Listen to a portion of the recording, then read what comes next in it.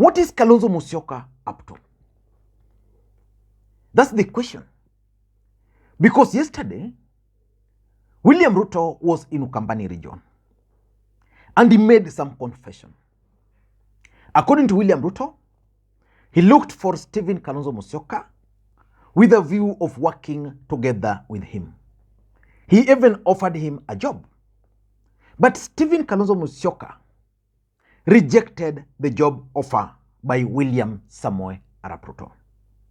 And that move by Stephen Kalonzo Musyoka is giving William Ruto serious political headache. In this video, I want us to look at the fresh headache which Ruto is facing after Kalonzo rejected his job offer. Before we do that, in case you are watching the channel for the first time, please take a second or two, click that subscribe button so that next time we produce a video like this, YouTube will automatically notify you. What we do on this channel is that we analyze politics in a way you can't find any other place. So the best thing you can do is just to press that subscribe button now. And to the subscribers, I want to thank you guys for your continued support. And I want to make this request to you guys. Please, for this particular video, press that thumbs up button. Just give it the like button. Just press the like button as a way of supporting the channel. Now, let us get to the main issue. Why do you think Stephen Kalonzo Musyoka is now a headache to William Ruto? First of all, let us begin by looking at probably why Kalonzo Musyoka rejected the job offer by Ruto. Number one, Kalonzo Musyoka is looking at inheriting Raila Odinga support base. And for me, I'm seeing Kalonzo Musyoka as someone who will definitely inherit Raila Odinga's support base. I followed very closely his trip in Homa Bay and the one in Kisumu. And I would advise Kalonzo Musyoka that in case he wants to succeed, he needs to make more of those trips. Number two, why he rejected this is because of the lessons he learned from the handshake between Uhuru Kenyatta and Raila Odinga. It is that handshake that actually interfered with Raila Odinga's march to State House. In so many ways, whether you like it or not, if Raila Odinga had not entered into the handshake with with Uhuru Kenyatta, probably these other guys would have stayed. And of course, politics, you never know, maybe they would have still gone. He also learned his lessons from Ruto. Early campaigns. Kalonzo Musyoka wants to start going after there and be Stephen Kalonzo Musyoka. If Ruto were to give him a job, he would definitely be reporting to Ruto. And lastly, probably Kalonzo Musyoka doesn't want to follow the footsteps of Moses Wetangula and his friend Musalia Mudavadi. As things stand today, Musalia Mudavadi is no longer party leader of ANC, and ANC is going to die a natural death like that. Moses Masika Wetangula is no longer the party leader of Ford Kenya, and chances of Ford Kenya just dying a natural death is very high despite of the fact that they were able to achieve whatever they wanted to achieve. But why is the move by Kalonzo Musyoka to reject the offer giving Ruto sleepless nights? The truth of the matter is that if you look at the political equation moving forward and the formations which might arise, the first formation which might arise is the possibility of Raila Odinga running again with the support of Kalonzo Musyoka. But for me, I don't think that's going to work. Kalonzo Musyoka will be on the ballot in 2027. The other possibility is that of Kalonzo being the running mate, being a presidential candidate, deputized by Raila Odinga, or Uhuru and Raila supporting Stephen Kalonzo Musyoka. So if you look at those political formations, then you can understand why William Ruto is worried. Because on the other side, William Ruto is sorted. I don't think Mudavadi, I don't think Weta, and who else, even Alfred Mutua, serving a government, will be able to exit it, even at last minute, and manage to launch serious bid.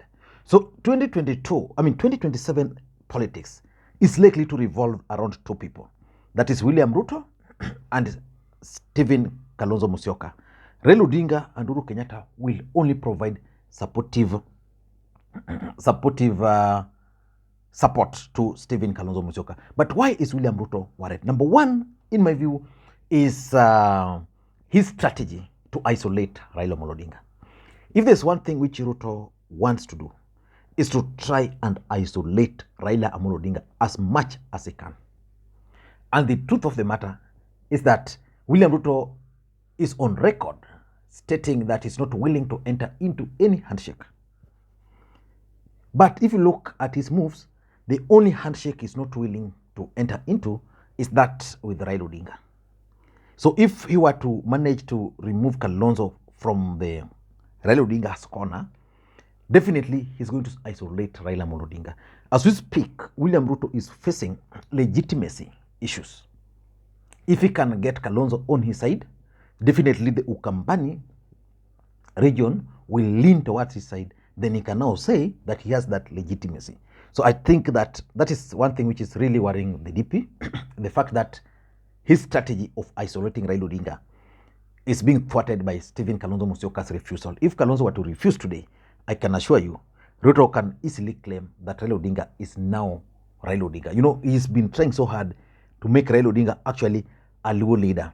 The only bad thing for him is that based on the last election results, Raila Odinga still commands almost majority of the Republic, including Western, where he had hoped that by having Kalonzo and Weta, Raila Odinga was going to be locked out. So that's number one. Number two is the 2027 political equation. William Ruto wants a situation where, as we head towards 2027 election, he was not going to face, he would not face any opponent. And strategically, he has finished Mudavadi, he has finished Weta. His headache is Kalonzo, because for Raila Odinga, there's a feeling that 2027 might not be his year.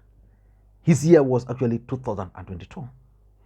So William Ruto's problem is Kalonzo 2027 bid. There are several reasons why he's worried. One of them is the fact that Kenya Kwanza government is likely to fail. Not because of anything, but because of the promises which they made to Kenyans. I was just reading an article right now that the cost of electricity has gone up again. So which means majority of Kenyans will start feeling the pinch of electricity as we move forward. The cost of living is still too high. And again, Kenyans are now coming to terms with the fact that they are on their own. That when the DP appointed his cabinet, it was expected that at least a hustler was going to find his way. Just Representative Orma Mamboga.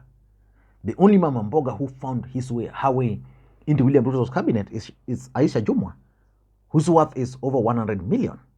So the 2027 equation is really worrying William Ruto.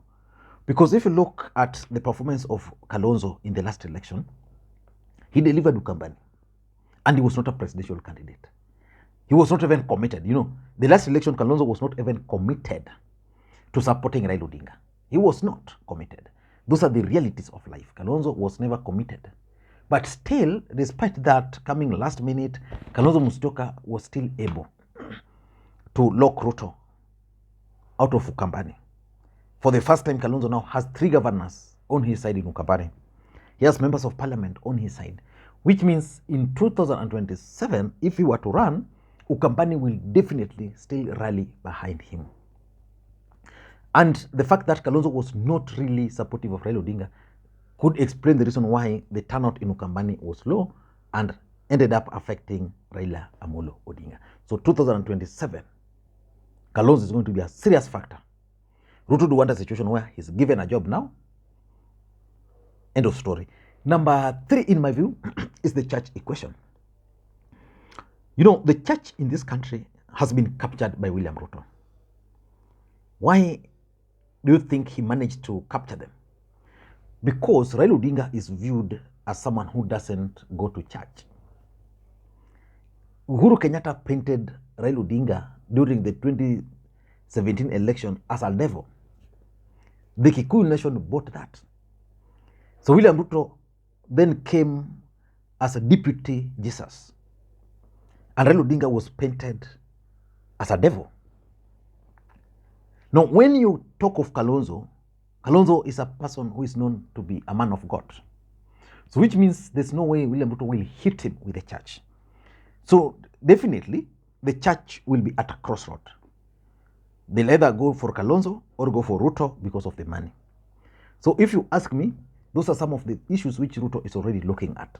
And number 4, in my view, is a combined force of Uhuru and Raila. You know, William Ruto managed to win the presidency. And I've talked to some of their teams. Some of them are not even sure that they actually won the presidency. They are yet to believe that they won the presidency, because the chance was so small and the window they got it last minute. So Uhuru and Raila would want to revenge in 2027, which means they can support anybody who has that ability to win. The fact that Uhuru is outside there, Raila is outside there, Ruto would not want Kalonzo to join him. Ruto would want Kalonzo to be on his side, so that he can easily paint these guys as hustlers, as dynasty, as long as the two can support Kalonzo. Because Kalonzo Musyoka is a good politician, but there are certain things he lacks. One of them is resources. He has solid Ukambani votes, but Ukambani is not enough. So if Raila can help him, Uhuru actually delivered to Raila Odinga 1 point something in Mount Kenya. Places like Isiolo, Northeastern, he delivered, which means he can help Kalonzo to also achieve that.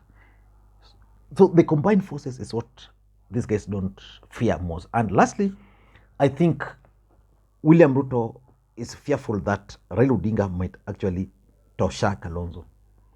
And if he tosha Kalonzo, he's going to be in trouble because of even the way he performed in the last election. The Kikuyu nation really did not turn up in large numbers to vote. This time around, if Raila is not on the ballot, then there's nothing you can use to rally the Kikuyu. William Ruto rallied the Kikuyus against Raila Odinga. So if it were to be Kalonzo Musyoka, endorsed by Raila Odinga, I don't think he will be able to rally the Kikuyus against Stephen Kalonzo Musyoka. And those are some of the fears which William Ruto is facing. I don't know what to think, but those are my take.